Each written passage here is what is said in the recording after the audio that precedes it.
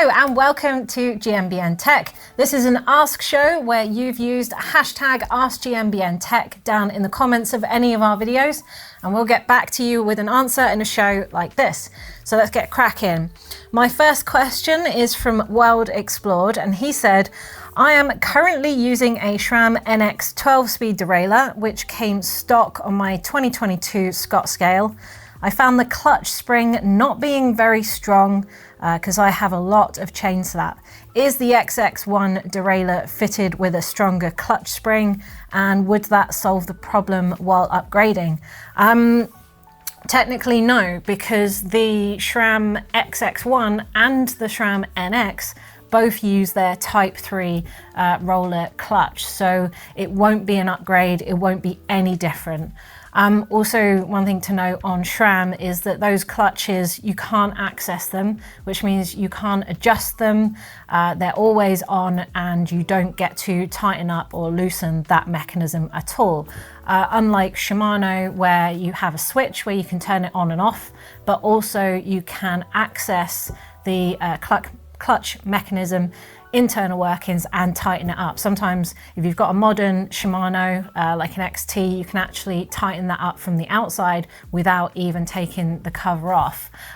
So Doddy has done a video on this. I'll leave the link in the description below if you want to see how this happens or to see how easy it is to tighten it up. But if the clutch is something you want to change, then maybe switching from SRAM to Shimano would be a better choice for you. And you won't even need to go for the equivalent XX1 and go for a Shimano XTR, for example. Something like an XT would be just fine, and it's likely that that derailleur would even work with the SRAM cassette and chain that you've got on there as well. So check out compatibilities, but a new derailleur in a different brand might be your calling.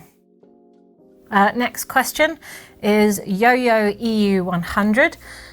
When you fill your air fork sus, the rebound knob should be set to the knob be set to Rabit Mode or Turtle Mode? Does it matter if it's hardest or lowest setting when you pump it with air? I've got a RockShox 30 Gold, thank you. No, it doesn't matter at all.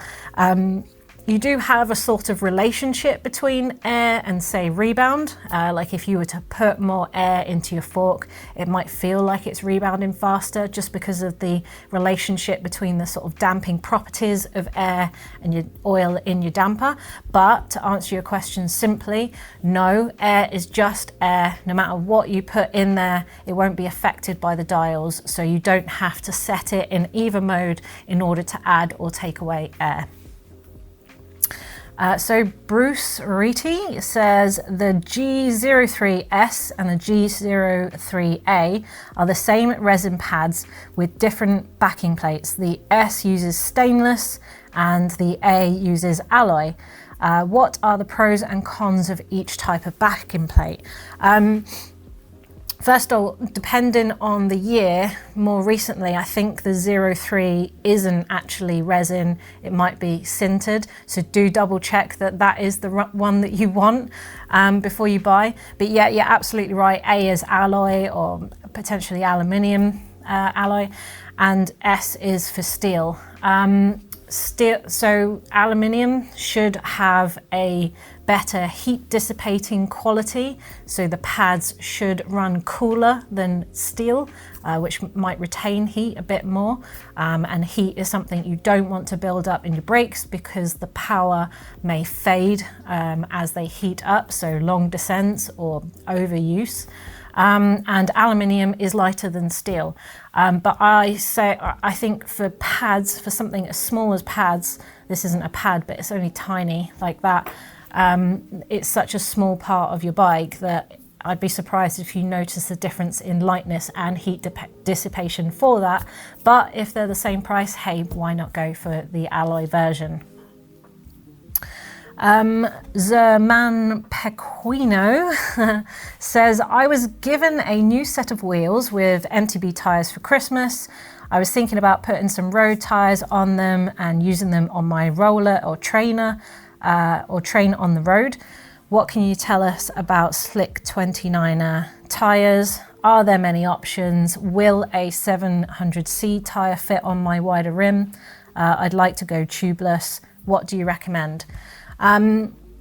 So quick answer to the 700C. 700C is the same wheel diameter as 29. So yes, technically a 700C tyre will fit on your 29er mountain bike rims.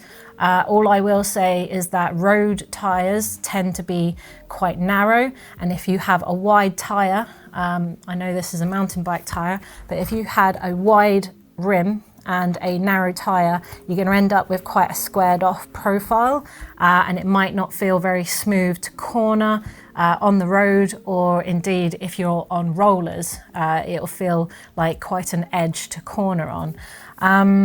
There are a lot of brands out there that do semi-slick or slick tyre brands, or tyre models, sorry. Pretty much all brands actually will do this. So you've got a WTB slick compound, which will go up to a 2.2 inch, Vittoria Tattoo, which, okay, it's for sort of street use, but it's a rugged 2.3 inch if that fits your rim better. And pretty much all brands will do some kind of semi-slick or slick road tyre. But if you are considering just using them on the turbo trainer or rollers, there are actually turbo specific tyres out there that has pretty much zero tread. They're a really hard wearing compound so that they don't square off or wear out too easily. And they often come in this kind of red rubber. So for example, we've got the WTB Thick Slick, and the Vittoria Zafiro are good options for the turbo trainer. They're not super expensive, but if you're keeping it just indoors, and that's why they're coloured in red, so that you make sure that you only use that set of wheels indoors and they don't go outside and they don't get mucky and they don't get contaminated or slippery or grippy on the turbo trainer. So yes, there's loads out there, and also check out some turbo only tyres if you're only using it inside. So Julian Gerards says, I'm highly considering buying an older downhill bike, 2000 to 2010. Considering the reach on those bikes was shorter back then, is it a good idea to look for a bigger frame size? That what I usually get to have more modern feel with the longer reach, right? I see what you're getting at. If an older bike is shorter in reach than what you're used to with modern bikes, then yes, it would make sense to size up if you really like that reach. But don't assume that they are short. Some of them weren't that short back in the day. What I would do is go onto something like geometrygeeks.com. I'll leave the description down below. Where you can basically find old models and bring up the size and all of the specifics in the geometry chart, like the reach, and you can compare it directly with the model of your modern bike or your most favorite bike that you ever rode, and see how it compares in terms of reach. So I would say look for an old bike that matches the reach that you like, rather than just assuming you need to go bigger.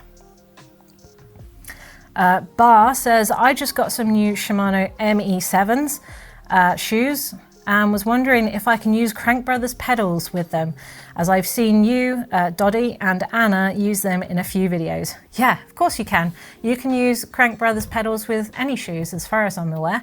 I do have ME7s. I absolutely love them. They're my go-to shoe. I believe Doddy uses them as well. All I would say is these aren't ME7s, they are Shimano though. But just to demonstrate, sometimes the tread can be a bit deep, I find.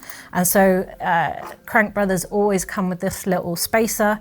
If you find it hard to get your feet or your shoes into the pedal, certainly when they're both new, then you might want to just add this spacer underneath the cleat just to give a bit more pronunciation so that it gets into the pedal correctly.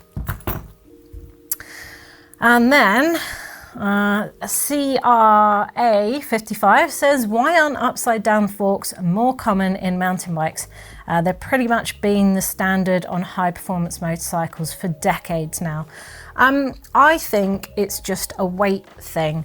Don't forget that Marzocchi and Manitou have experimented with this. Also, RockShox did the upside down, the RS1, which was kind of an XC fork. And I have ridden with that RS1 and I personally found it quite flexy. Now this is a really old set of forks here, so excuse me for the prop. But basically in mountain biking, you wouldn't want something that is flexy and bendy. So we often have the lowers with this sort of brace here, which stops that kind of flex between the two arms as the wheel turns.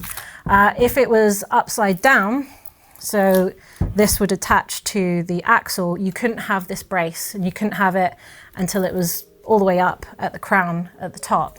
And so it would have less bracing and it can be more flexible.